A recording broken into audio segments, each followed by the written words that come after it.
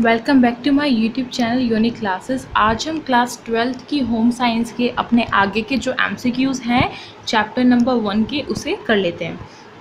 तो जल्दी से स्टार्ट करते हैं।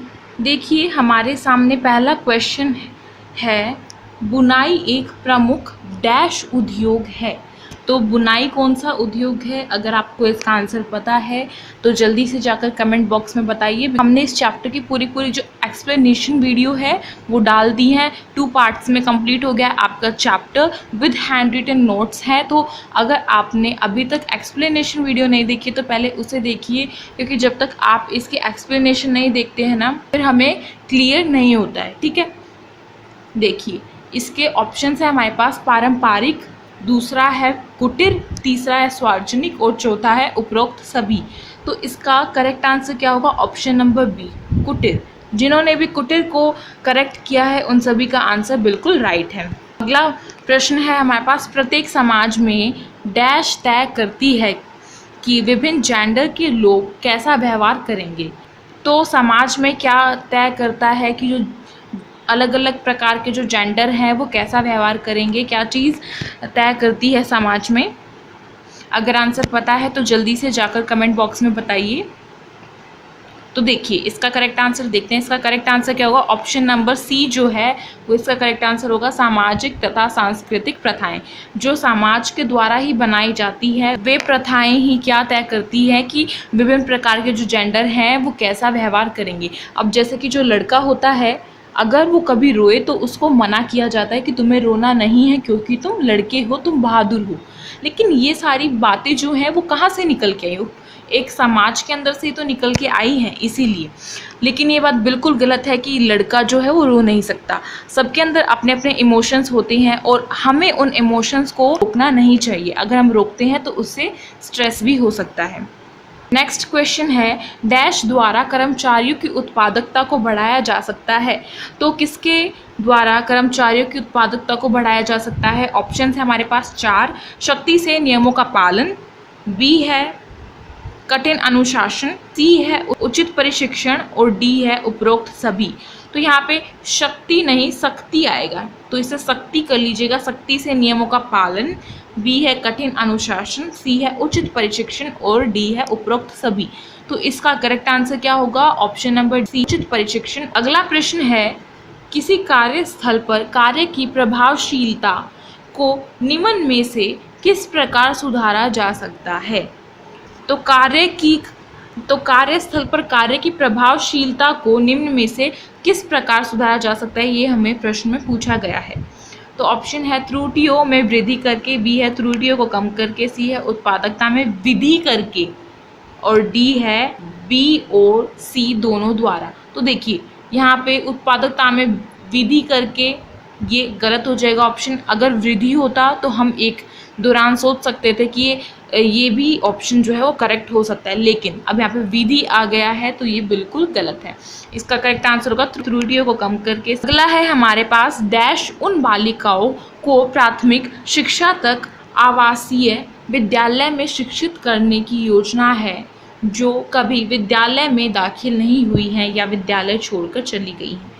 तो आप सभी को पता होगा कि जो बालिकाएं प्राथमिक शिक्षा प्राइमरी तक ही जो लड़कियां पढ़ी हैं और साथ ही साथ किसी ना किसी कारणवश उन्हें अपना जो स्कूल है वो छोड़ना पड़ा है, तो उसके लिए सरकार ने क्या योजना बनाई है ये हमसे पूछा गया है। तो ऑप्शन है ICDS, बी है DFID, सी है ICMR और डी है KGBV। तो इसका करेक्ट आंसर अगर आपको पता है तो ज़रूर बताइए, क्योंकि अगर आपने इसका पार्ट नंबर 1 देखा है MCQ का और एक्सप्लेनेशन वीडियो देखी है तो पक्का आपको इसका आंसर पता होगा। मैं सबके आंसर, सबकी कमेंट्स को चेक करूंगी, सबके आंसर्स मैं पढ़ती हूँ और आपको पता ही होगा उनके रिप्लाई भी आपको जल्द से जल्द मिल जाते हैं। तो देरी किस बात की है, जल्दी से अपने आप को चेक करने के लिए वीडियो को पॉज करके बताइए। देखते हैं इसका correct answer. Option number D जो है इसका करेक्ट आंसर है KGBV।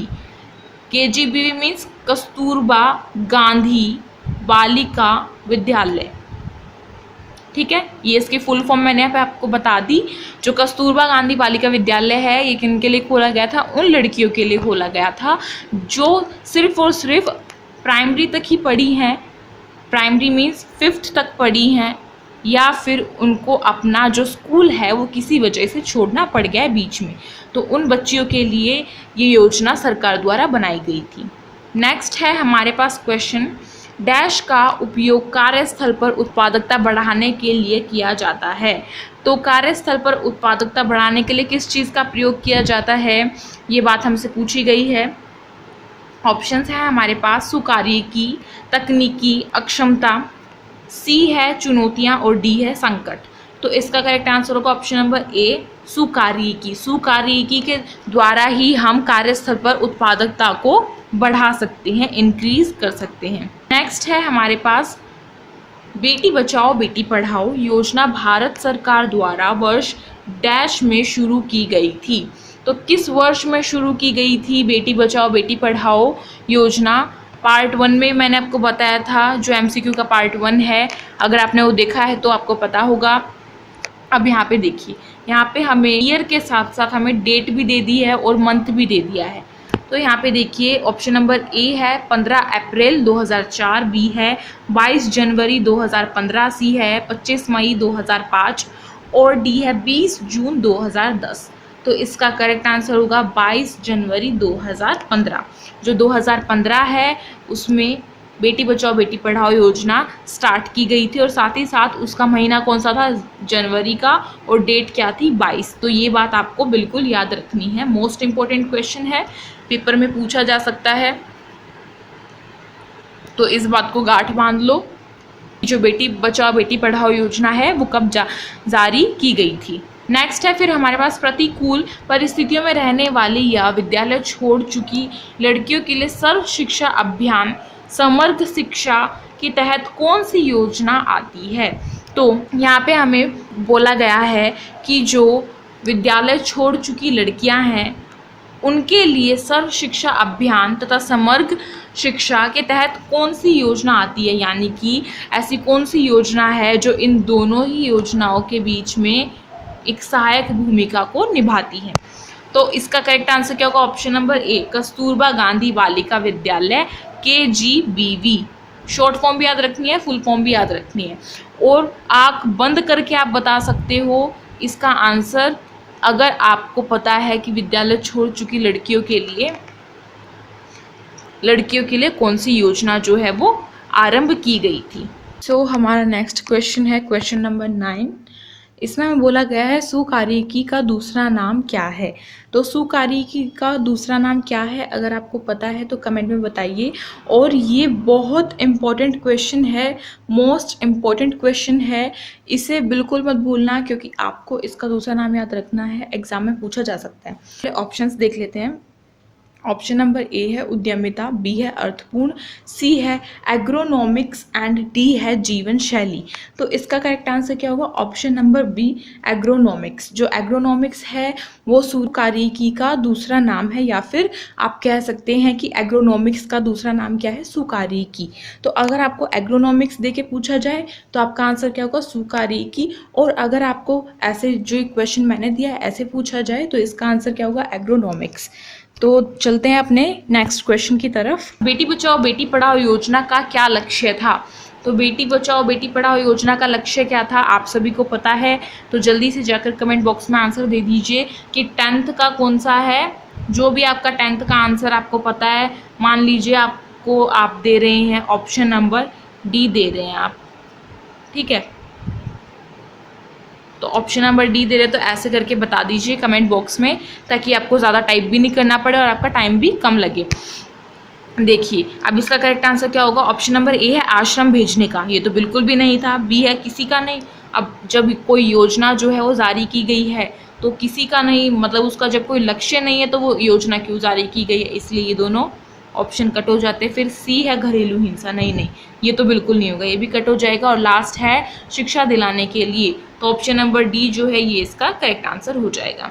तो अगला है हमारे पास स्वैच्छिक सेवा से आप क्या समझते हैं? स्वैच्छिक सेवा से आप क्या समझते हैं बताइए जल्दी से। तो देखिए ऑप्शन नंबर ए है माता पिता की सेवा, बी है अपना काम स्वयं करना, सी है बिना किसी लाभ के दूसरों के लिए काम करना और डी है उपरोक्त सभी। तो इसका करेक्ट आंसर क्या होगा? ऑप्शन नंबर सी, बिना किसी लाभ के दूसरों के लिए काम करना। यानी कि ऐसा काम, ऐसा कार्य जिससे हमें कोई लाभ नहीं हो रहा है फिर भी हम दूसरों के लिए उसे कर रहे हैं, उसको हम क्या कहेंगे? स्वैच्छिक सेवा कहेंगे। अगला प्रश्न क्या है? इनमें से परंपरागत रोजगार नहीं है। परंपरागत रोजगार नहीं है, नहीं पढ़ना बहुत ज़रूरी है, नहीं पढ़ोगे तो पूरा आंसर आपका गलत हो जाएगा। अब देखिए, ऑप्शन नंबर ए है नौकरी करना, बी है कृषि, सी है हस्तशिल्प और डी है वास्तुकला। तो इसका करेक्ट आंसर क्या होगा? ऑप्शन नंबर ए, नौकरी करना। जो नौकरी करना है वो कोई भी परंपरागत रोजगार नहीं है। कृषि एक परंपरागत रोजगार है, हस्तशिल्प एक परंपरागत रोजगार है और साथ ही साथ वास्तुकला एक परंपरागत रोजगार है। इन क्वेश्चन से आपको क्या फ़ायदा हो रहा है? ये फ़ायदा हो रहा है कि आपको क्या चीज़ याद हो रही है? परंपरागत रोजगार।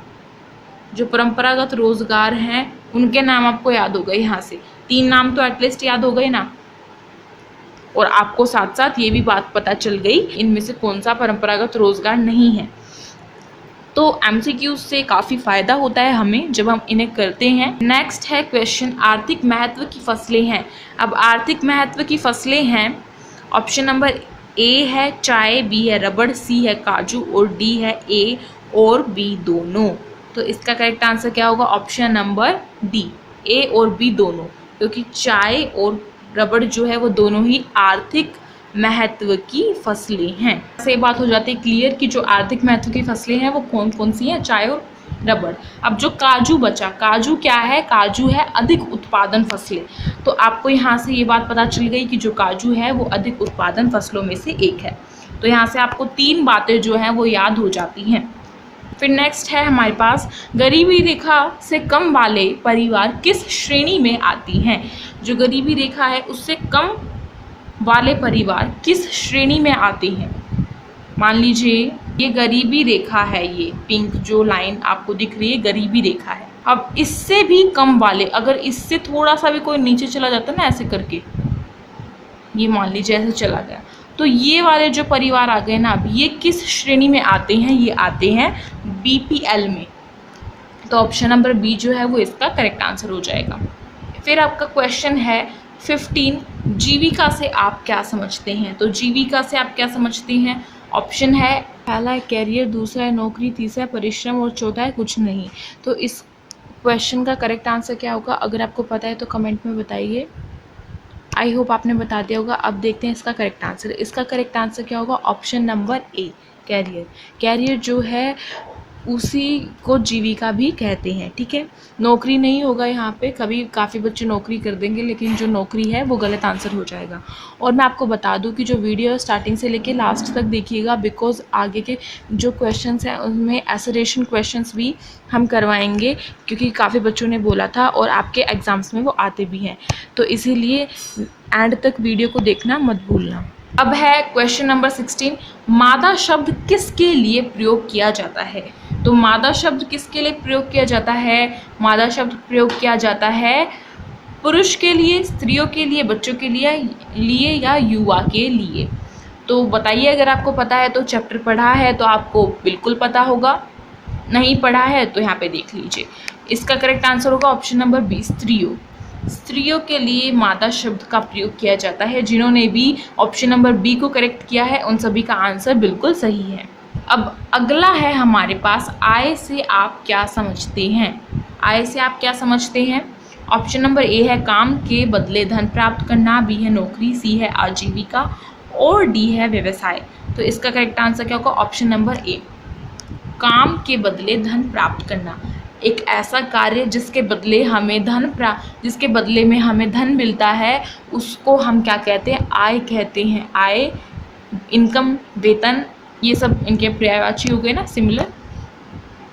तो आई होप आपको यहाँ से बात समझ में आ गई होगी। अब चलते हैं आगे। अगला प्रश्न है 18वां, KGBV में प्रवेश स्तर कौन सी कक्षा से शुरू है? तो KGBV क्या है, इसकी फुल फॉर्म क्या है? कमेंट बॉक्स में बताइए। अभी तक तो याद हो गई होगी। अब देखिए आगे ऑप्शन है, ऑप्शन नंबर ए है 5th, 10th, 2nd और फिर डी है 6th। तो भाई यहाँ से 5th जो है वो बिल्कुल कट हो जाएगा, बिकॉज प्राइमरी स्कूल तक जो बालिकाएं पढ़ चुकी है उनके बाद की शिक्षा इनको दिलाई जाती है KGBV जो योजना है उसके तहत। तो प्राइमरी तक तो 5th स्कूल्स आते हैं, तो ऑप्शन नंबर A बिल्कुल कट है, C वाला। अब बच्चे 10th और 6th। तो अब आपको अगर आंसर पता है तो बताइए। मैं मानती हूँ आपने बता दिया होगा। अब देखते हैं इसका correct answer. Option number D जो है 6th वो इसका करेक्ट आंसर होगा, क्योंकि जो ये योजना है इसके तहत क्या है, कक्षा से पढ़ाई जो है वो शुरू कराई जाती है 6th यानी कि 6ठी से। अब अगला प्रश्न है सुकार्यिकी का क्या अर्थ है। सुकार्यिकी का क्या अर्थ है ये बताना है। ऑप्शन नंबर A है कार्य तथा कार्यस्थल को कुशल बनाना, B है विकास करना, C है चुनौतियों तथा तनावों से निपटना और D है उपरोक्त सभी। तो इसका करेक्ट आंसर क्या होगा? ऑप्शन नंबर A कार्य तथा कार्यस्थल को कुशल बनाना। का इस वीडियो का लास्ट क्वेश्चन है, लास्ट MCQ है, क्योंकि पहली पार्ट 1 और पार्ट 2 के जितने भी MCQs हैं उनको मिलाकर आपके MCQs हो गए हैं। बाकी के जो MCQs हैं ना वो आपको आपकी ई बुक में मिलेंगे। अब ई बुक क्या होती है इसके बारे में भी आपको बता दिया जाएगा जल्द ही। तो आपकी ई बुक में आपको इसके MCQs जो है मिलेंगे। ई बुक के बारे में थोड़ा सा मैं बताऊं तो ये सॉफ्ट कॉपी होती है, मीन्स PDF फॉर्म में आपको मिल जाएगा। अब देखिए क्वेश्चन नंबर 20 है। बच्चों ने कहा था कि असर्शन बेस्ड क्वेश्चंस जो है वो बनाइए, यानी कि कथन और कारण वाला। तो यहाँ पे आपके लिए वही मैंने बनाया है। तो देखिए क्वेश्चन नंबर 20 है, नीचे के कथन तथा कारण को पढ़कर सही विकल्प चुनें। अब कारण और कथन को पढ़कर सही विकल्प चुनना है। सबसे पहले हम कथन पढ़ लेते हैं। कथन, सामाजिक दायित्व को कल्याणकारी मॉडल भी कहा जाता है। यहाँ पे ये जो ल है ना ये दिख नहीं रहा है, ये ल लगा लीजिए आप, ठीक है। ये बात बिल्कुल सही है, कथन बिल्कुल सही है, कथन राइट है, ट्रू है बिल्कुल। सामाजिक दायित्व को हम क्या कहते हैं? कल्याणकारी मॉडल भी इसको कहा जाता है। फिर कारण है इसका ज़रूरतमंद लोगों की सहायता करता है। तो क्या इसका कारण सही है? कारण मीन्स इसके पीछे का जो रीज़न है, ये जो बात कही गई है यहाँ पे, इसके पीछे का जो रीज़न है, क्या ये सच है? हाँ बिल्कुल ये सच है। जो सामाजिक दायित्व है उनमें क्या होता है, ज़रूरतमंद लोगों की सहायता मदद की जाती है, इसीलिए इसको कल्याणकारी मॉडल जो है उसका नाम दिया गया है। तो यहाँ पे दोनों बातें सही होती है कि कथन भी सही है और कारण भी सही है। तो अब इसके देखते हैं ऑप्शंस। तो ऑप्शंस आ गए हैं इनके। ऑप्शन नंबर A है A और R। अब A और R किसके लिए यूज़ किया गया है? A किया गया कथन के लिए और R किया गया है कारण के लिए, ठीक है। A मीन्स असर्शन और R मीन्स रीज़न। तो A और R दोनों सही हैं और R A का सही स्पष्टीकरण है। फिर B है A और R दोनों सही हैं परंतु R A का सही स्पष्टीकरण नहीं है।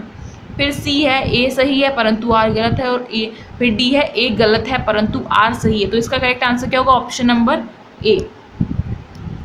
जो हमारा कथन है वो भी सही है, साथ ही साथ जो कारण है वो भी सही है। और कारण क्या करता है? कथन की पूरी तरीके से जो व्याख्या है, स्पष्टीकरण है वो करता है। इसलिए जो ऑप्शन नंबर A है वो इसका करेक्ट आंसर हो जाएगा। बाकी के जो MCQs है मैं दोबारा बता रही हूँ, वो बाकी के MCQs आपको किस में मिलेंगे? ई बुक में मिलेंगे। तो थोड़ा सा आपको वेट करना पड़ेगा। और अगर आपको ये वीडियो अच्छी लगी हो तो इसे कर दीजिए लाइक, शेयर कर दीजिए अपने फ्रेंड्स में, साथ ही साथ चैनल पर नए हैं तो सब्सक्राइब कर दीजिए और बेल आइकन को प्रेस कर दीजिए। हमारे चैनल पर आपको हिंदी मीडियम में पोल साइंस कराई जाती है, फिजिकल एजुकेशन कराई जाती है, साथ ही साथ अब हम इंग्लिश का भी कोर्स ले आए हैं आपके लिए, हिंदी कराई जाती है, कॉमिक्स कराई जाती है। तो अभी तक अगर सब्सक्राइब नहीं किया है तो जल्दी से कर लीजिए। और जिन सब्जेक्ट्स की आपको नीड है उनकी वीडियो आपको मिल जाएगी, आप प्लेलिस्ट चेक कर सकते हैं। हम मिलते हैं इस तरीके की नेक्स्ट वीडियो में, तब तक के लिए good bye, take care, thank you.